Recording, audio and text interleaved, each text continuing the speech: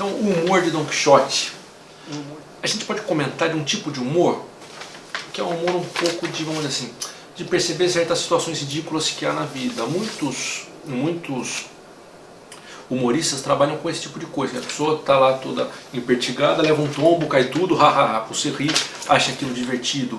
Ou alguém que no meio de uma ocasião solene, ele fala uma palavra de duplo sentido que é mal entendida e causa uma enorme confusão, né? Pode, dependendo do ambiente em que está, pode causar uma situação de vergonha, de constrangimento.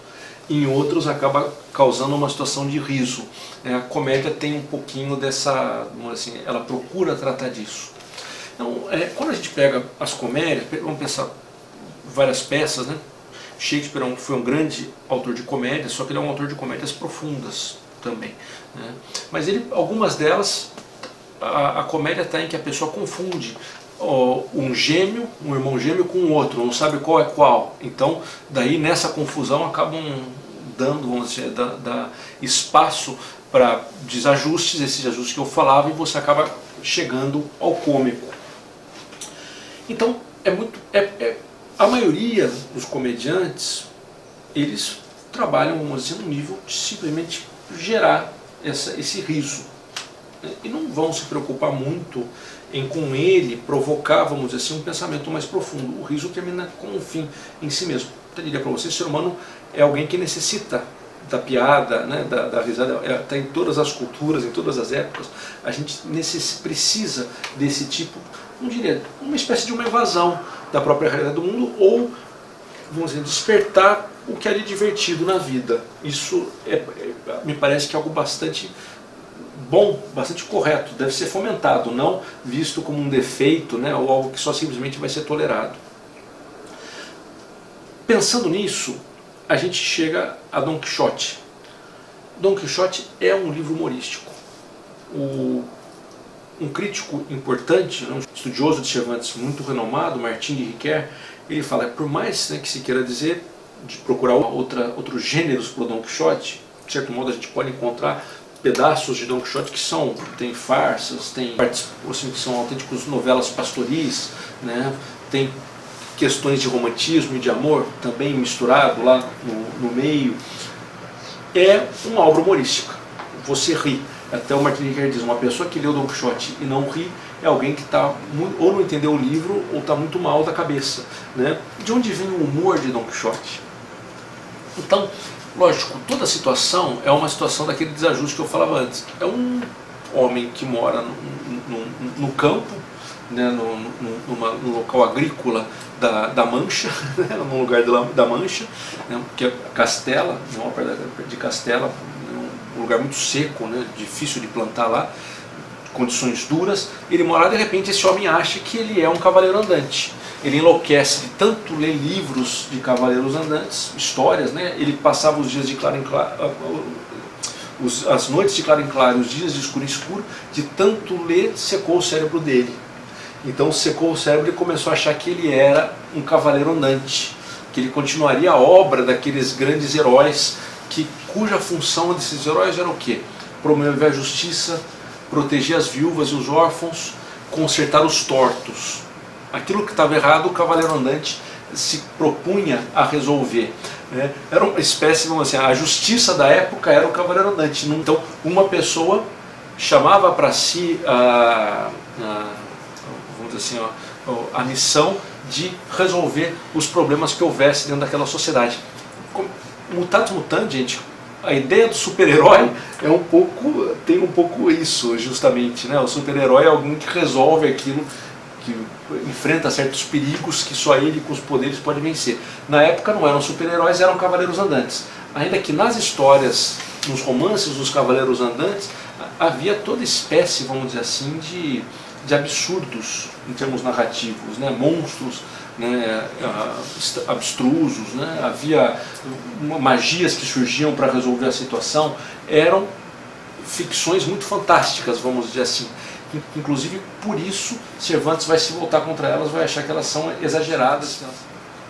Então, esse homem, né, Alonso Quijano, né, que é o nome do Don Quixote, antes de ser Don Quixote, quando ele estava em ação, né, ele fica louco e resolve sair pela Espanha e a viver como se ele fosse um cavaleiro andante, fazer o juramento de cavaleiro andante, ter uma dama que é aquela para a qual ele dedica as vitórias e todos os trabalhos que ele possui, que ele deve demonstrar o amor para ela, e tem que vencer, né, tudo que ele vê de errado no mundo. Ele tem que ir lá se meter e combater, sejam gigantes, né, ele confunde famosa essa cena, o moinho, que seria um gigante, ele acha né, e ataca o moinho, com o resultado que a gente já pode imaginar, né, quer dizer, o que vai dar um cavaleiro atacando um moinho com as pás virando, né, quer dizer, não vai conseguir vencer.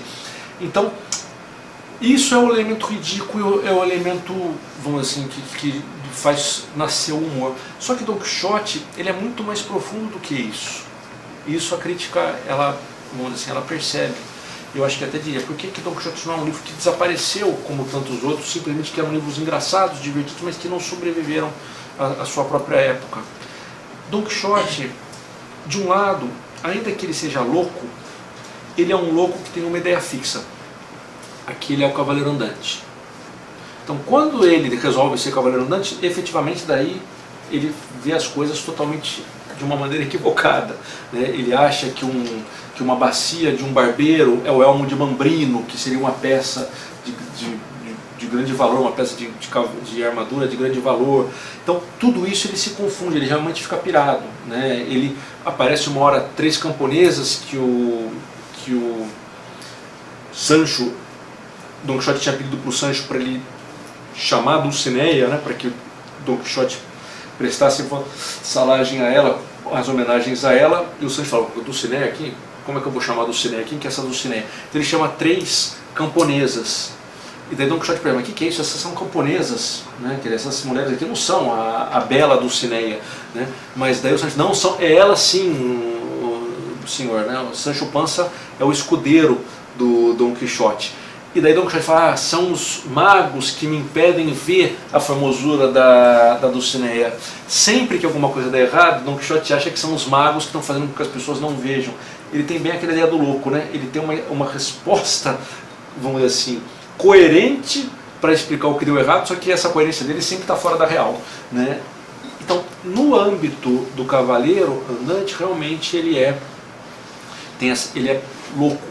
Agora, em todo o resto, não. O conhecimento que o Don Quixote tem das pessoas, do que é o certo, do que é o errado, do que é nobre, do que é bom, isso ele é perfeito.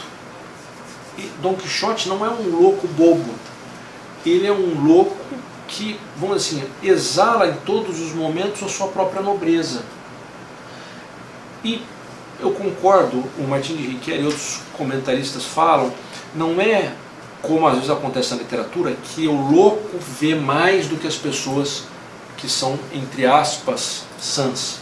Por exemplo, o Guimarães Rosa, em muitas obras dele, ele coloca o louco como aquele que enxerga melhor do que as pessoas que não são loucas. Isso ele faz. O Don Quixote não é propriamente a loucura que faz com que ele enxergue melhor, porque a loucura dele é louca mesmo.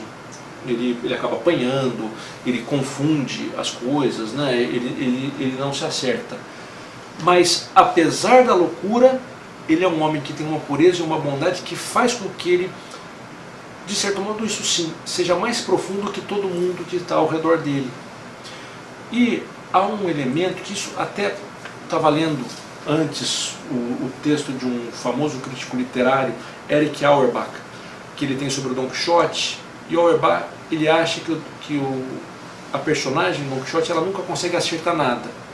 Ele tem a intenção de resolver os problemas, mas ele não consegue. Eu discordo veementemente dessa visão.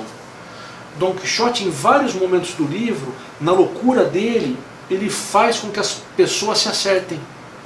Casamentos que estavam errados começam a entrar nos eixos, pessoas que estavam numa situação de exploração acabam ficando numa situação melhor. Quase sempre isso acontece. À medida que volta, ele apanha, ele sofre, mas ele vai quase que ajustando na loucura dele, vai dando certo uma série de coisas. Há coisas que dão errado, mas muita coisa dá certo. Então, aquela nobreza dele, a bondade, faz, vamos dizer assim, com que venham efeitos bons para as pessoas, apesar da loucura que ele mostra. Então, Don Quixote, sim, ele é engraçado, mas é um humor, vamos dizer assim, que é um humor profundo.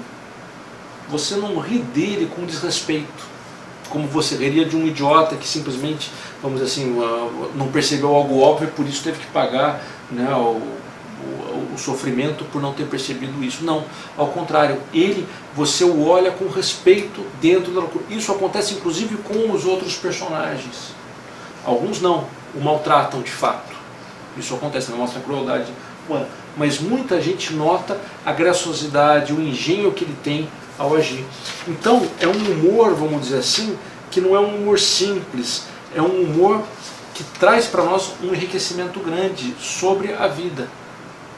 E é impressionante o conhecimento que o Cervantes demonstra sobre as paixões humanas e o relacionamento entre as pessoas.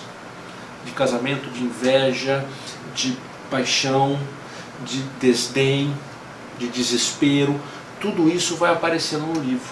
E ele faz com muito talento uma contraposição entre Don Quixote, que é um romântico, ele é um romântico meio louco, mas é um romântico que tem uma visão idealizada do mundo, e ao lado Sancho Panza, que é um camponês que vai ser escudeiro de Don Quixote, porque ele quer ser rei de uma ilha.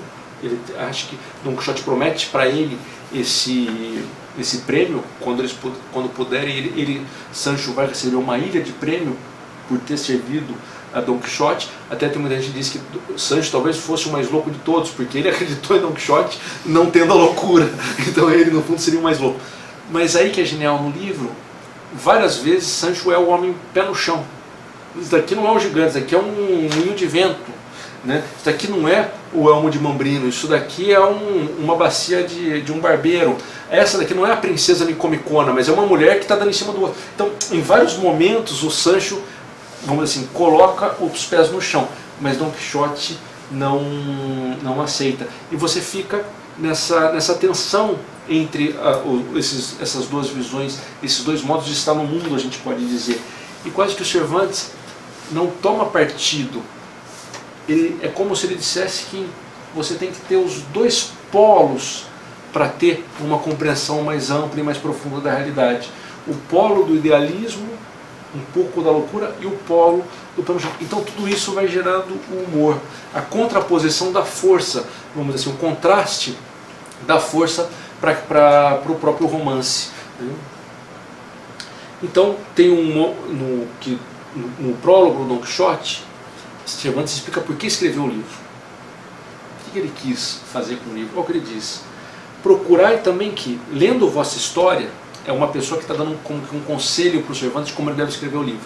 A pessoa diz: procurai também que, lendo vossa história, o melancólico se mova para o riso. O que já ri, o risonho, que o aumente esse riso. O simples, que ele não se enfade.